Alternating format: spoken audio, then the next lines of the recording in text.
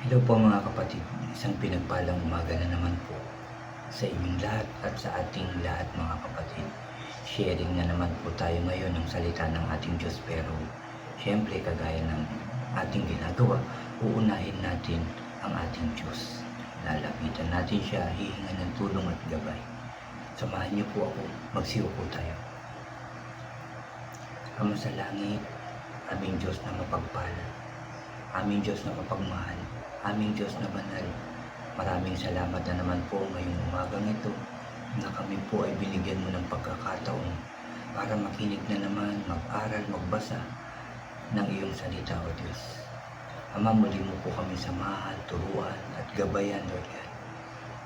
Buksan yung aming puso at isipan para labis namin maintindihan ang lahat ng inyong sasabihin ngayong umagang ito. Samahan mo rin po ako, turuan at gabayan, Lord, para lahat ng aking sasabihin ay galing lamang po sa iyong salita, O Diyos. Lord, muli namin inaangkin ang katagumpayan ng aming gawain ito dahil narito ka, kasama ka namin sa pangalan ng Panginoong Hesus. Kaya Lord, muli, salamat at muli ka namin pinupuri at pinasasalamatan sa tanging pangalan ng aming Panginoong Hesus na aming tagapagligtas. Lahat tayo ay magsabi ng Amen and Amen. At ito po ang aking channel.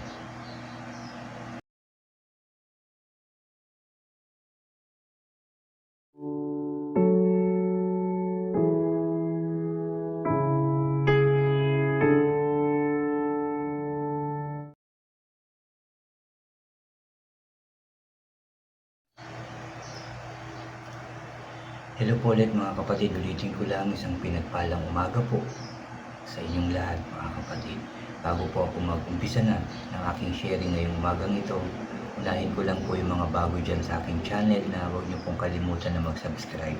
Paki-like and share niyo po ang aking mga videos at paki-click din po ang notification bell para lagi po kayong updated sa mga bago at iba ko pang i-upload. Salamat mga kapatid, salamat po. Mga kapatid, ang aking share sa inyo ay dito pa rin sa unang hari o First King. Pero nandito na po ako sa chapter 4. Dito po sa verse 20 hanggang verse 34 po yung aking share sa inyo ngayong umagang ito. At ito po ay may pamagat na ang karunungan at ulitin ko, ang karunungan at yaman ni Solomon. Na-share ko sa inyo nung nagbilin si Haring David sa kanyang anak na si Solomon. Napakarami niyang binili, lalo na ang magpakatatag siya at susunod sa salita ng ating Diyos. At ngayon nga, dito po sa verse 20 hanggang 34 ang aking i-share sa inyo. Makinig po tayo, mag-focus po tayo. Ang mga tao sa Juda at Israel ay kasing dami ng buhangin sa tabing dagat. Lagi silang may pagkain at inumin at masaya sila.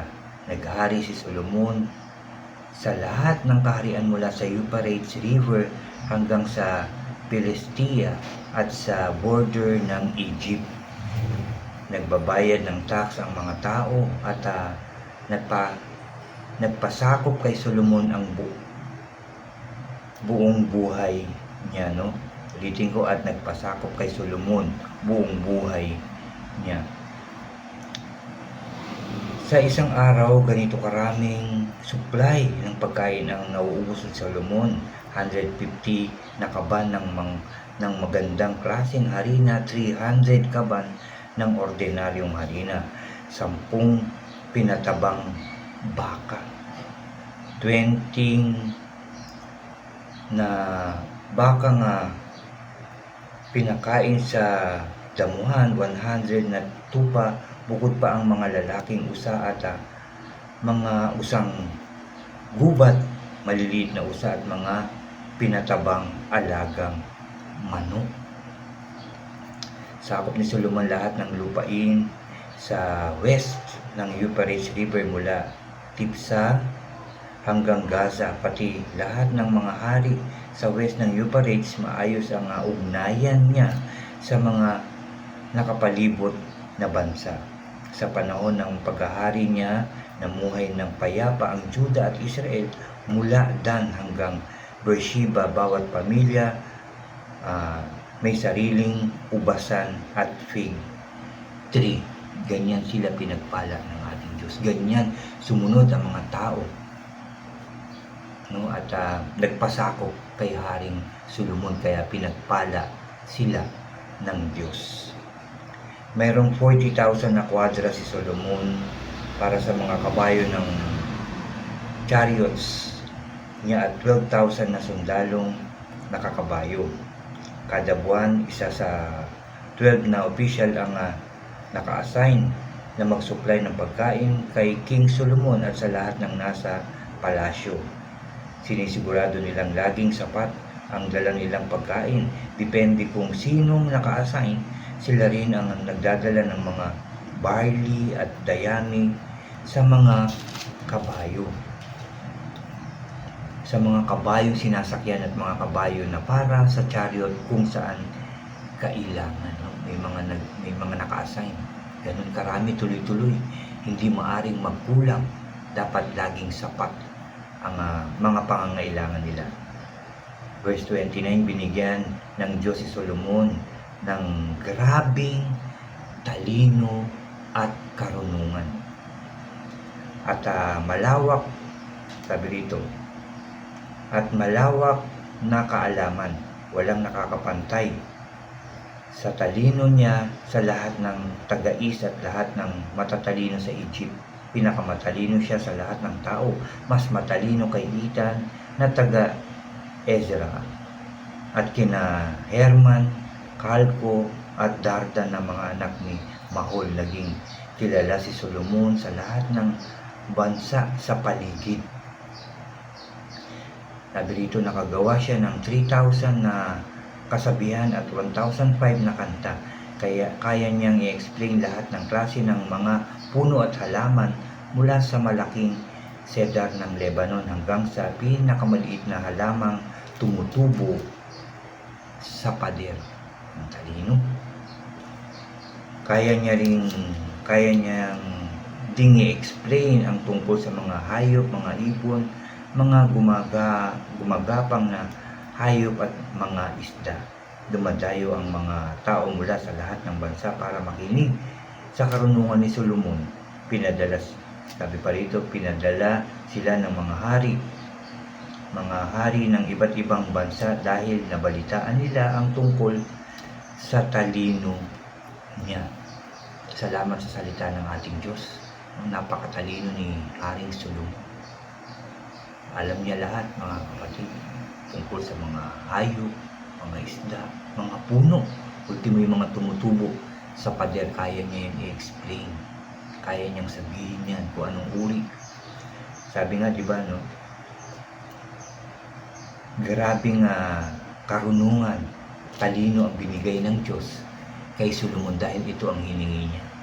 Pero hindi hiningi ni Haring Solomon ang kayamanan, ang mamatay ang kanyang mga kalaban sa paligid ng Israel at Juda.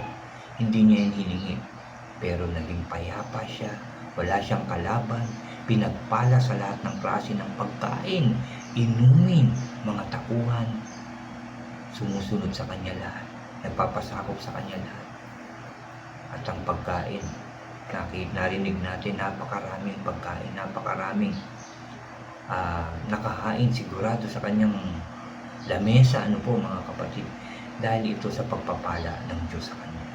Dahil nga ang hiningi ni Solomon ay yung wisdom, katalinuhan, karunungan, binigay ito ng Diyos ng grabing talino.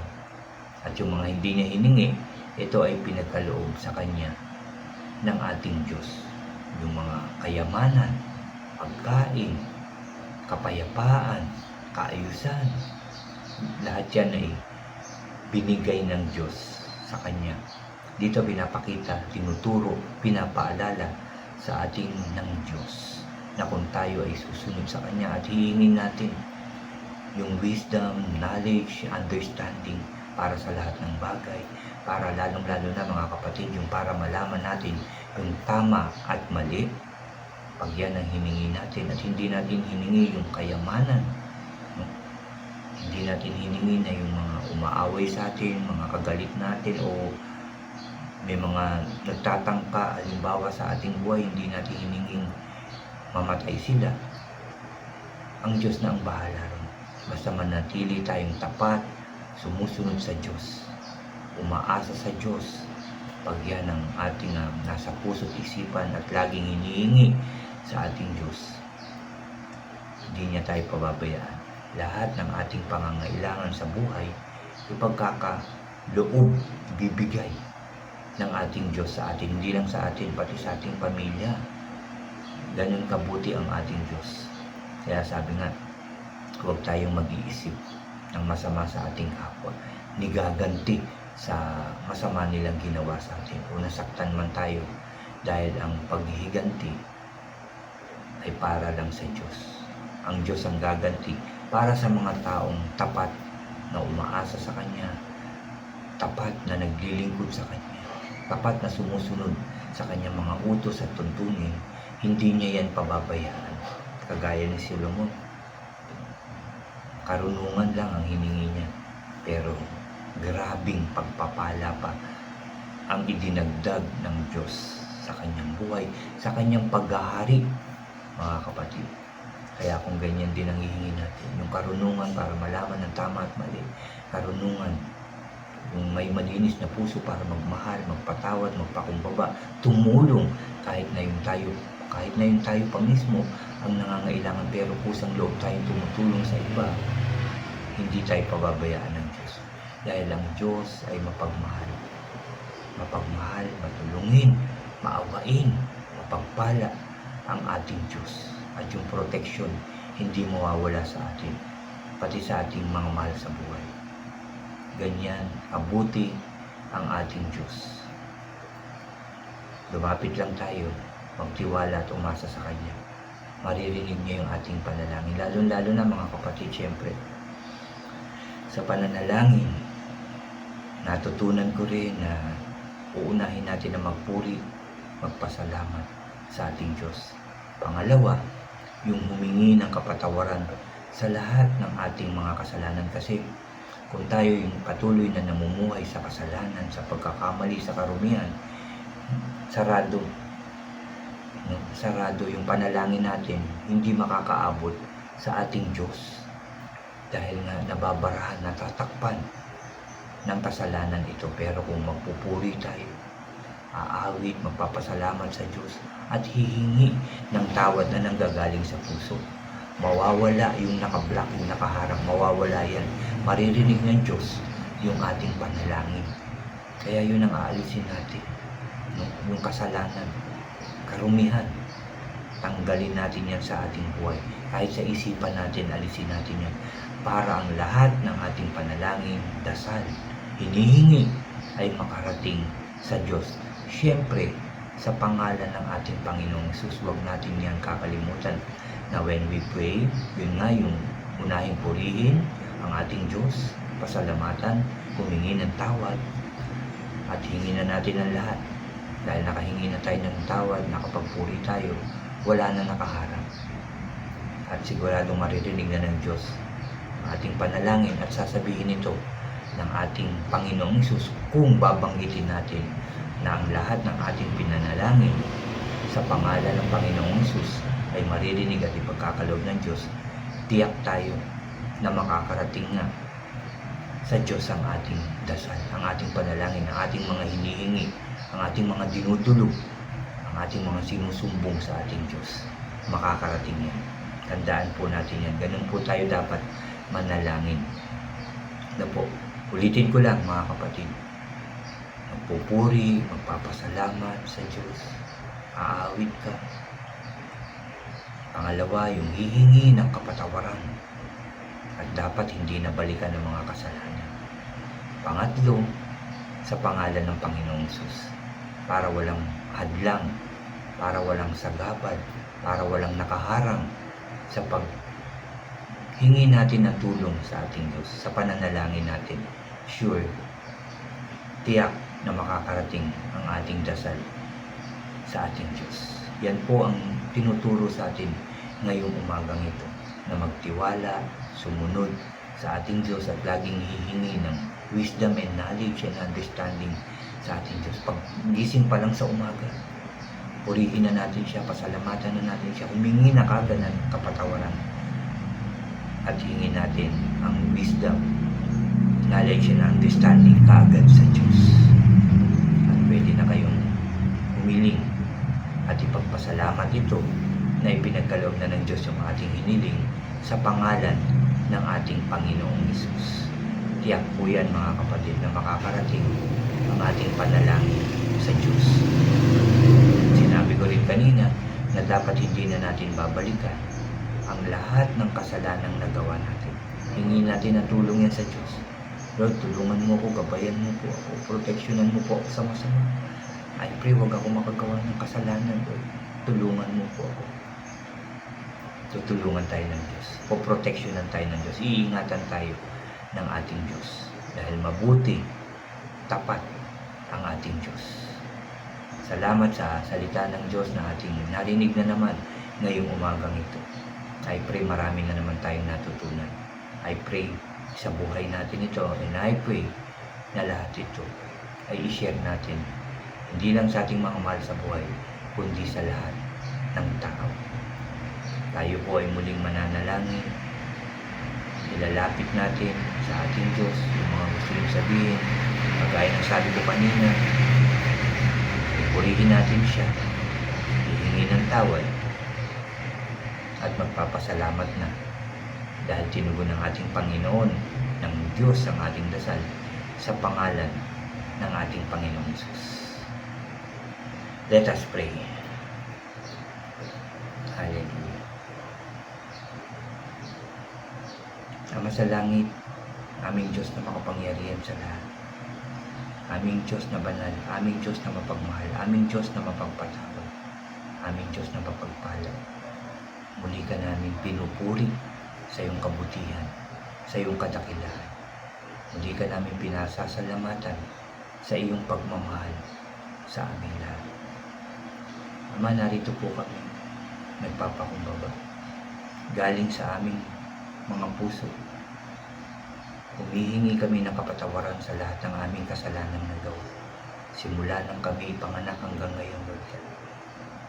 Patawarin mo po kami lahat sa aming mga kasalanan, sa aming mga nagawa sa iyo, Lord God, sa aming kapwa ang mga maling nagawa, sa aming mga mahal sa buhay, sa aming pamilya, Lord, kung anuman yung aming mga nagawang kasalanan, patawarin mo po kami lahat, Lord Jesus. Lahat ng nananalangin ngayon, Lord, patawarin mo po. Lahat ng tao sa mundo, I pray, patawarin mo po silang lahat. Patawarin mo po kami sa lahat ng aming kasalanan, upang marinig mo po ang aming sasabihin, ilalapit, hihingin sa inyo, Lord God, sa pangalan ng Panginoong Hesus.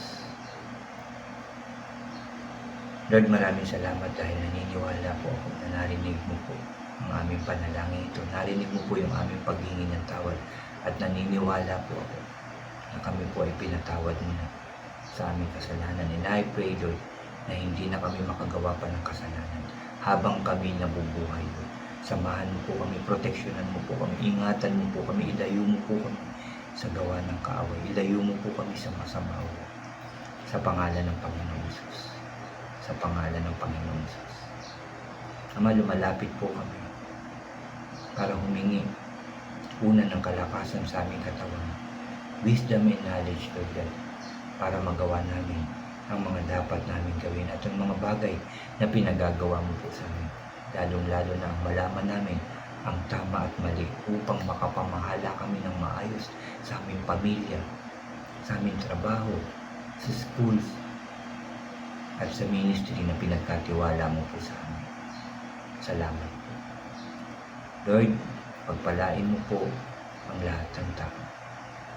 Tulungan mo po ang mga taong walang kakayanan magtrabaho. Mga solo sa buhay, Lord God, tulungan mo po sila. Pagpalain mo po sila. Bigyan mo po kaming lahat, Lord, ng aming makakain everyday, Lord. lahat ng pangangailangan ng mga tao, Lord. I pray sa pangalan ng Panginoong Jesus. Tulungan mo po kami, bigyan mo po kami, Lord God, ng aming pangangailangan sa buhay. In Jesus' name. Maging maayos naman, Lord, yung aming buhay, yung aming pamilya, yung pagtatrabaho, yung pag-aaral ng aming mga anak, Lord. At gawain para sa iyo. Tulungan, turuan, samahan mo po kami. At maging matatag kami sa aming buhay, Lord God. Matatag ang aming pananampalataya, Lord God. At makapaghintay kami sa pagbalik ng aming Panginoong Jesus. At maging handa kami, Lord God, sa pagbalik ng Panginoong Jesus. Kaya lagi mo po kami turuan, Lord God, na gumawa ng kabutihan, sumunod sa inyo, Lord God. Tumulong sa aming kapwa, magmahal, magpatawad, magpakumbaba. At sumunod sa iyong mga utos at tuntunin, Lord. Yan po nawa ang iyong gawin mo po sa bawat buhay ng iyong mga anak sa pangalan ng Panginoong Jesus. Salamat po, Lord God.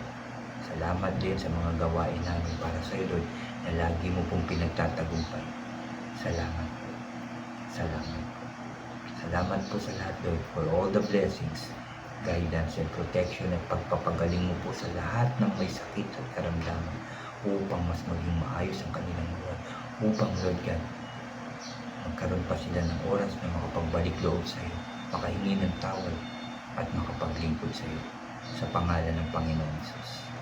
Maraming salamat sa panalangin ito na binigyan mo kami ng pagkakataon upang idulog ang napakaraming bagay sa aming buhay. Naniniwala po ako sa pangalan ng Panginoong Jesus, tinugon mo na ang aming mga panalangin sa pangalan ng Panginoong Jesus. Salamat, Lord. Salamat, Jesus. Salamat, Holy Spirit. Salamat sa iyong pag-ibig sa amin. Salamat sa pagpapatawad mo sa aming mga kasalanan. Salamat sa pagtulong mo sa amin, sa guidance and protection. Salamat po.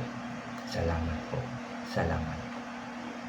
Muli, Ama, pinupuri ka namin, pinasasalamatan, sinasamba ka namin sa matamis at makapangyarihan pangalan ng aming Panginoong Hesus. Lahat tayo ay magsabi ng Amen, Amen, and Amen po. Amen. Tanggapin nyo na, mga kapatid, ang inyong dasal, ang inyong hiningi ay pinagkaloob na ng Diyos. God bless po sa inyong lahat at God bless po sa ating lahat.